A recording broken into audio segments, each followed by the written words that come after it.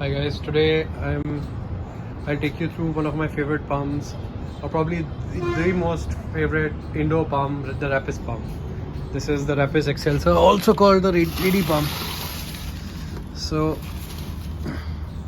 if you see here, this is very common. You've probably seen this in malls and all, and people just like to really keep these indoors, and rightly so, because this is one of the toughest indoor palms. This is native to Southeast Asia, Taiwan, Japan, and the forests there are get very little light in the understory because the canopy is very thick and the humidity levels are usually very high. So this grows to 8-9 feet. I've seen it sometimes go even to 12-13 feet, but usually this stays low, and it has two main varieties. One is this variety, which you can see is a clumping variety. This doesn't grow tall, even though I've given it the biggest pot, whereas the other is the tall growing variety, the leaner variety. You can see I have one more of that with very tall stems. You see, this is already the tallest one despite having only 3 or 4 stems. So the in this palm, it spreads by rhizomes. I've never seen it set flower or seed in a dry place like Delhi, and I think this is a very tricky plant to set fruit and seed. Even in the ideal conditions, it doesn't flower easily. So what it does is that it sets up new shoots and multiplies by root, like bamboo. You see this? This is a new shoot that is coming up, and this is a mature one. The oldest shoots in the bamboo palm are usually ones where the palm has already even shed its coating of these small fiber hair. All the newer shoots have this, but if you see, this is the oldest shoot. This is the stem, looks exactly like a bamboo stem. It has shed its fiber leaves, and you can see that this one is in the process of shedding it. This is, I think, around 5 years old, this plant. When I got it, it was only double stemmed and this tall, 6-7 inches tall. And this has grown much faster than this. Whereas this clumping variety, it hardly adds any height, but you can see that the root system is rather robust and the rhizomes are constantly popping up.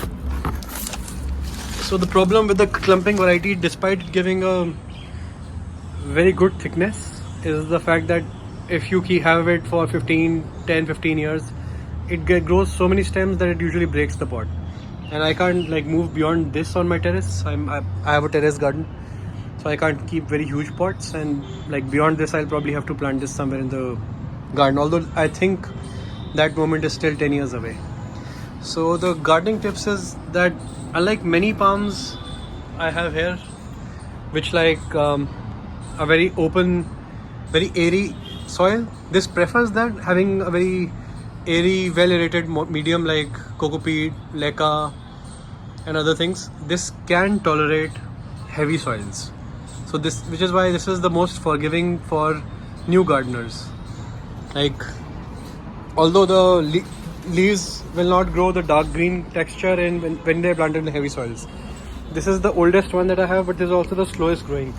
You can see that this is sparser, and this is, I think, 8 years old now, and the leaves have a lighter color because I've never changed the soil and I was not as experienced at gardening earlier, and this is a heavier soil. So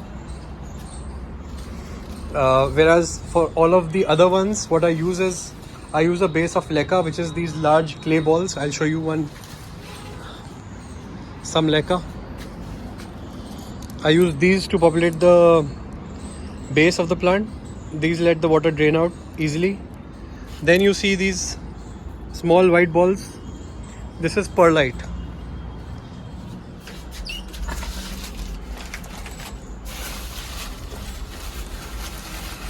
This is perlite. This is rock popcorn and coco peat. I use expanded coco peat, perlite, and some soil and manure for the mix to populate the entire soil, and I use leca at the base. and this plant really loves that. And I have never seen Rhapis I have die after using this. And I think I'll repot this or probably buy a new plant because this has lost shape because I didn't use the correct soil. The things to keep in mind is that this likes to be well watered. This comes from a very moist, humid environment, and this likes the soil to have a lot of water and the soil to retain water, but never let go of its oxygen. Like, it is more tolerant than other palms, but you do well to keep this, never overwater this or never let the water stay. The most important thing is for the water to drain out. The first signs of distress are if the plant is getting too much water, you'll start to see these black spots. I was watering this a lot earlier. These come when the plant is getting too much water, and then the leaf starts to yellow out.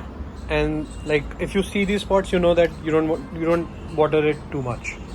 Another sign of distress. Here's the example. When the plant gets too much water, this is how the leaf turns out to be.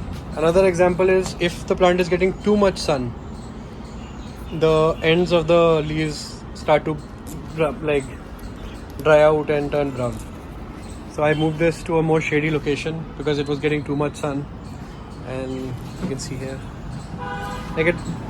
every October the sun is here, and I had not covered this till last year, so they were getting the full sun, and all of these leaves would develop the brown spots.